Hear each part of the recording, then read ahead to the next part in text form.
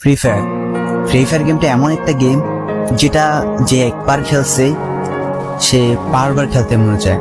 প্রথম পারবে না, চেষ্টা করতে করতে যখন পেরে যায় তখন আর ছাড়ে না। আর এই গেমটা যারা একবার খেলছে, যার মনে একবার জায়গা করে নিয়েছে, সে কখনোই এই গেমটা বলতে পারবে না। সে যদি 1 দিন 2 দিন 7 দিনও না খেলে, সে 7 দিন পর আবার ঠিকই এই গেমটার ভিতরে ঢুকবে। কারণ এই গেমটা কখনো কাউকে কষ্ট দেয় না। এই গেমটা সবসময় সবাইকে আনন্দ রাখে।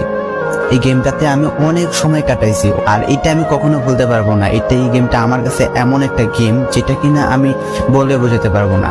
অ্যান্ড এই গেমটা শুধু আমার কাছে না, আমি মনে করি যে প্রত্যেকটা ফ্রি ফায়ার প্লেয়ারের কাছে অনেকটা ইমোশনাল টাইপের একটা গেম হয়ে গেছে। কারণ এই গেমটাতে বর্তমানে যে অবস্থা হচ্ছে, যে গেমে এমন আপডেট দিতেছে, আপডেট দেওয়ার কারণে পুরো গেমটাই চেঞ্জ হয়ে যাচ্ছে। আগের ফ্রি ফায়ার আর আগের মতো নেই।